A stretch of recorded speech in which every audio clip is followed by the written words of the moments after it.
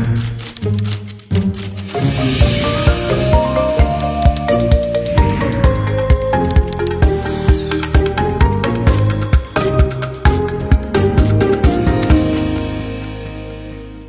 I want to talk about today is kind of a different way of marketing your company. And it was sort of touched on a little bit earlier with the idea of personal branding, but this kind of takes it to a different level. And I kind of figured this idea out when I was learning how to cook a few years ago. I decided that I wanted to be a better cook. I kind of knew how to cook, but I wasn't really that good at it. So I've been watching the Food Network for a while, and I decided that I'm going to learn how to do this. And whenever I learn how to do something or want to get into something, what I have to do is I have to go buy stuff. That kind of gets me in the mood, gets me in the mindset. So I went over to Crate & Barrel, and I looked at the cookware section, and there's like a lot of pots, a lot of pans, shapes, colors, different materials, copper, aluminum, anodized aluminum, stainless steel, etc. And I'm not one to ask for help, so I just kind of looked around and I picked out a few things. And then I went over to the knife section and picked out a few knives, and I went over to the accessories section and picked out some accessories. And I checked out, and I got the stuff back in my car, and I got in my car and I drove over to Borders, which is across the street, and I went to the cookbook section, and holy shit, there are a lot of cookbooks. A ton of cookbooks, a lot of different kind of cuisines, and inside of a cuisine there's just hundreds, there may have been thousands of cookbooks, I'm not even sure. But I knew I wanted an Italian one, so I went and picked one of those up, but I wanted a Mexican one, I wanted one on barbecue, and I wanted just a general purpose one. So I found the ones that I wanted, and I took them home. I paid for them first, took them home, went home. And when I got home, this is kind of what I do when I buy stuff. I look at the things that I bought, and I think about why did I make the selections that I made. And this is just something that I do because I kind of like this idea of marketing and branding and the whole thing. And so I was looking around at the products, and I realized that the products I purchased weren't necessarily by these big brands, but they were products attached to someone who's taught me something. So I realized that I bought a Mario Batali Italian food cookbook, and I've been watching Mario Batali's show on the Food Network. I bought a Emeril Lagasse pot. I've been watching his show, and I bought Rick Bayless's Mexican Everyday or Everyday Mexican something cookbook, and I've been watching his show on PBS. And this other book by a guy named Steven Reichland, who's a barbecue guy. I've been watching his show on PBS, and I realized that all the stuff I bought because someone taught me something. I didn't see any ads for these products. I didn't see an ad on TV. I didn't see an ad in newspapers or in magazines. I don't remember hearing a radio spot for these products. I simply remember them because someone taught me something, and I realized how valuable that actually was. That when someone teaches you something, you have a different level of respect for them, and you kind of trust them at a different point, a different level than if someone was pitching you something. And so I started thinking to myself, that's this idea of sharing and teaching is a really effective way to get the word out about a product or a service or a business. And I wondered to myself why more companies aren't following the lead of these chefs who are out there teaching. And in fact, instead of trying to outspend the competition, they're trying to outteach the competition. And I thought that was a really interesting idea. So I was thinking more about why more businesses don't do this. What is it about the business world that prevents businesses from acting more like chefs? I don't know the real answer, but my initial assumption is that the reason they don't is because they are scared and paranoid. They think that if they give away these ideas, their recipes, to extend the metaphor, their recipes or their cookbooks, or if they let people in their kitchen, essentially, that these companies are going to give away important information to their competitors who are then going to use this information against them and to compete with them. And a couple things. First of all, you really shouldn't worry too much about your competitors. You can't really do anything about them. You should be kind of aware of who they are, but don't worry too much about them. And secondly, your competitors aren't just waiting for you to slip up and give you certain bits of information about your business they can use against you. That's just not how it works. Mario Batali is not afraid that someone's going to watch his cooking show and buy his cookbook and open an Italian restaurant next to his and put him out of business. That's just not how it works. But businesses seem to be petrified of that possible scenario. Although it's unlikely, people seem to be worried about it. And so I started thinking about what would it be like if we as a company, we're a small business, we build web-based software, what if we started sharing like a chef shares? What if we started teaching like a chef teaches? What if we kind of wrote our own cookbook? And I'll tell you about the results of that a little bit later. But and I started thinking about some of the other businesses that have done this, and if I like these businesses more than businesses that traditionally pitch me through traditional marketing channels. And I started thinking about companies like Zappos, the people who sell shoes. People probably know who they are, Zappos.com. They sell shoes online, and a lot of people sell shoes online. But what's really cool about Zappos is that they're more than just a shoe seller. What they do is they actually talk a lot about customer service and a lot about culture.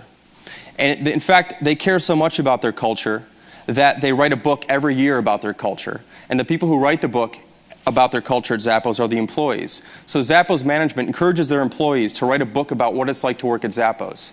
And it's not approved by anybody in management. It's not approved by the CEO. There's no editor.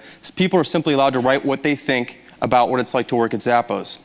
And then that book is available to anybody who wants to read it. Any other company, it could be another shoe seller, it could be anybody else. They put their culture out there. They teach what it's like to work at Zappos. They teach people about customer service. They teach people about what it means to be a Zappos employee. And I think Zappos is a lot more interesting because of that. And whenever I want to buy shoes, after reading this book, I'm going to buy them from Zappos. The prices are usually better than everyone else, but it's not so much about that. It's more about what they've taught me about customer service, what they've taught me about culture. There's another company called Zingerman's. If anyone here went to University of Michigan, you probably know Zingerman's. Out of Ann Arbor. There's a wave. Yay. Zingerman's is a really cool deli. It's kind of turned into this whole little enterprise now. But one of the cool things about what Zingerman's does to differentiate themselves is they actually have something, I believe it's called Zingerman's University, where if you're thinking about starting a deli or you're thinking about starting a grocery store or something in the food services business, you can go to Zingerman's and take their classes, and they'll teach you how to do this. They'll teach you, basically, they're teaching you how to be a competitor of theirs, essentially. But they know, again, that it's not like someone's going to take this information, open a deli across the street in Ann Arbor, and put Zingerman's out of business. They're not worried about that. But what they are worried about is not sharing this information because they think it's incredibly valuable to share. So companies like Zappos and Zingerman's, and actually Google's starting to do more of this too. Google's working on a new browser called Chrome, and they're talking a lot about the process, the thought process behind the browser. Even before it's officially out, they're talking about this stuff. And again, a traditional company would be afraid. They'd be in what they would like to call stealth mode, or secret mode, where they can't talk about their ideas because they fear that someone's going to take them. Well, they should really be worried about people hearing about their ideas, not someone taking their ideas. They really have to get the ideas out, and a great way to do is to share. So companies like Google and Zingerman's and Zappos are really, I find them to be much more interesting than some of their competitors, mainly because they're not afraid to share this information. And so I think this is especially relevant for small businesses, especially in the creative industry, in the new media industry, because it's really expensive and difficult to kind of break out and get known. There's a ton of small design shops. There's a ton of video shops and web design shops. And how do you get known? How do people find out who you are? Of course, you can hire a PR firm for $5,000 to $15,000 or $20,000 a month, which is a waste of money. I wouldn't do that. You can advertise somewhere. I don't think that's going to work either because it's kind of hard to advertise web design services to the right kind of people. And it's expensive. You can try some other marketing ideas, more traditional ideas. I don't think those are generally going to work that well for you either. What I think you should be doing is thinking about how you can teach people about your domain. So if you're a web designer, for example, you can teach people about what it's like to be a web designer. You can teach people about CSS. You can teach people about HTML. You can teach people about what it's like to land a client. You can talk about what it's like to prepare a proposal or respond to an RFP. And these are all things you can do on your website. If you have a blog, if you don't have a blog, you should start a blog, and you should be talking about your domain, talking about what it's like to actually do these things, what it's like to be a web designer. So other web designers will find out how to do this sort of stuff. And when you start sharing with other web designers and teaching other people, the great thing about this is that all of a sudden you create an audience, which is kind of like the secret weapon when it comes to promoting your business. If you don't have an audience, you have to constantly spend money to tell more and more people about your service. And after they buy something, they go away. They're not going to keep coming back until they want something else. And you're probably going to have to advertise to them and market to them. But when you build an audience, when you generate content, when you generate useful content, people keep coming back to you. Instead of you having to go to them, they come back to you every day for more information. And now you have this captive audience.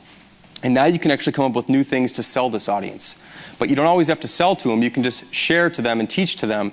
Eventually, though, when they're ready to sign up, or when they need a web designer, or they need some web-based software, or whatever it is that you do, they're going to have you in mind because they've been coming back to you every day. And that's a really effective way to reach people without having to spend a lot of money. So that's just a quick idea for web designers. But let's say you're a writer. Let's say you're a freelance writer or a journalist or someone like that who needs to find more gigs or wants to get more people to hire them. You should be talking about what it's like to be a writer on your site. Most sites will simply have a portfolio, an about us, and a contact us page, and that's pretty much it. But you should have a section on there about what it's like to be a writer. You should be sharing the drafts that you rejected. You should be talking about the words that you left out. You should share one sentence that you've been working on for a few hours. Share all the different iterations of that sentence and talk about why you left this one out, why you changed this word, why you transposed these two words, what's different about the final version of the sentence compared to the initial version of the sentence. You need to share that process because people who read that and see it are going to go, this guy or this girl, they know their shit. They care enough about the words. They care enough about how the words sound. They care enough about sentence structure to actually share with me the process they went through to get there. And that means a whole lot more than someone simply sharing a series of essays that they've written or a series of articles that they've written. When you actually show people behind the scenes what it's like to actually have written these things, you get a whole lot more information.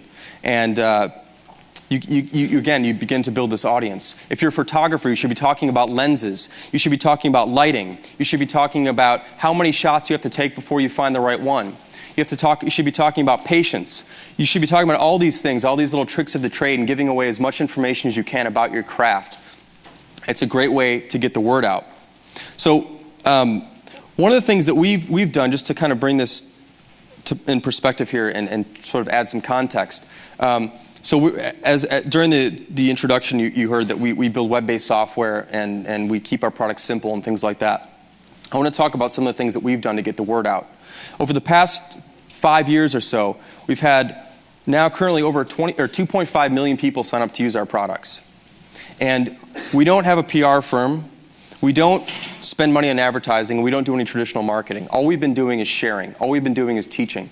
So for example, in one of our products, a product called Basecamp, there's a feature called the yellow fade technique.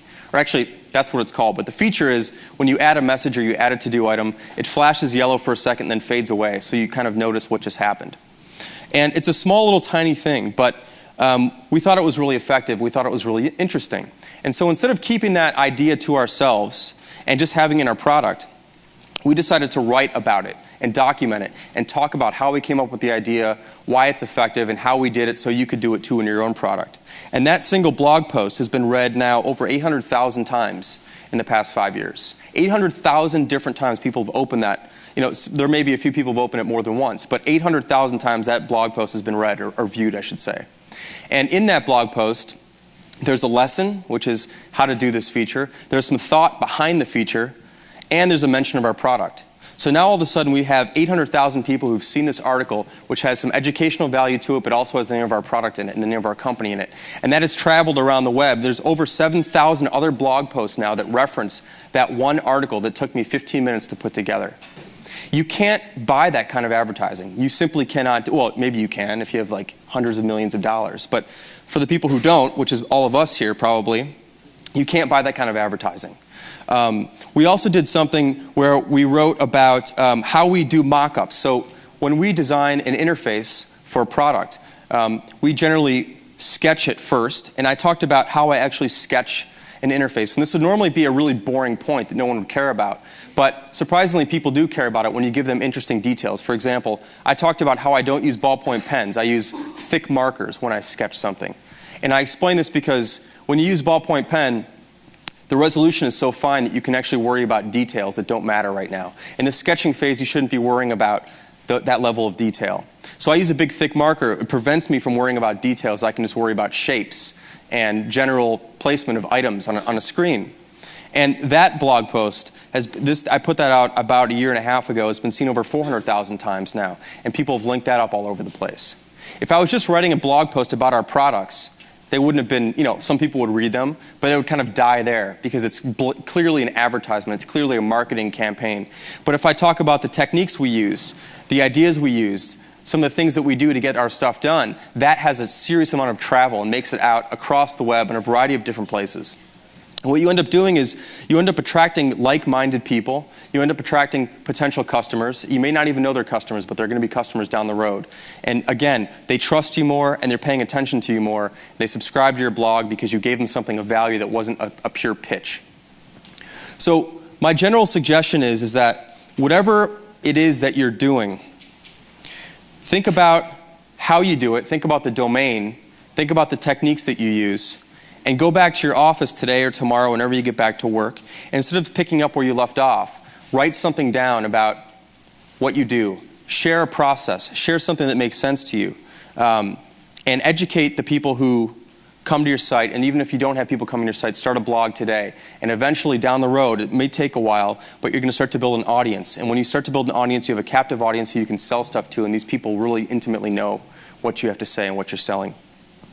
So that's fundamentally what I wanted to talk about today. I know I'm definitely early here, so I thought I would take some questions if possible. I have 2 minutes. So does anyone have any questions about this sort of technique, this sort of idea of teaching and not being afraid to expose your ideas out there and get them out there in front of other people?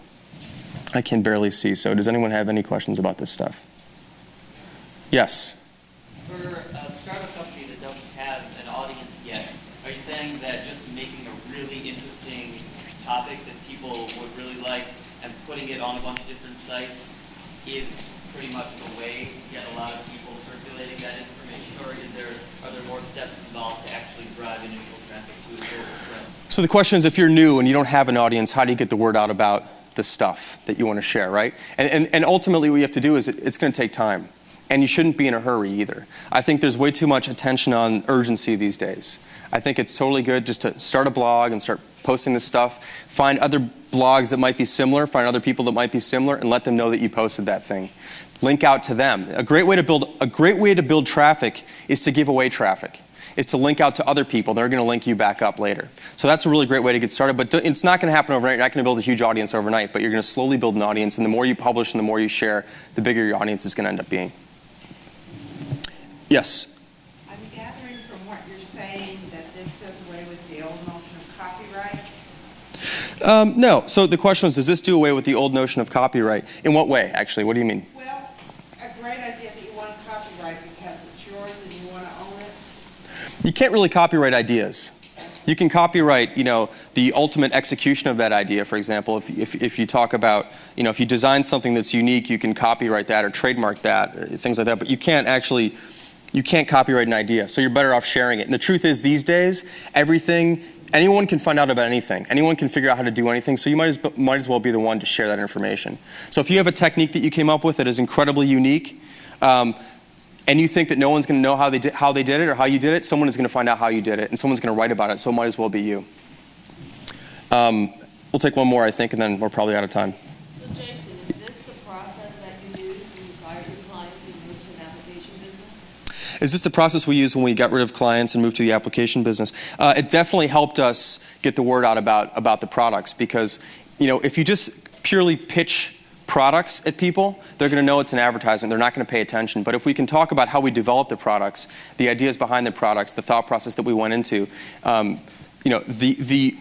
the products will spread themselves that way, but they'll spread themselves through the education that you provide. So, if you just talk about the products as a pure post about look at what it does, that's not as interesting as look at what it does and how it does and why it does and why we decided to do this. And that's a really great way to get the word out. And that's how we spread our message and got all these people to sign up for our stuff, is purely by teaching and sharing this sort of information.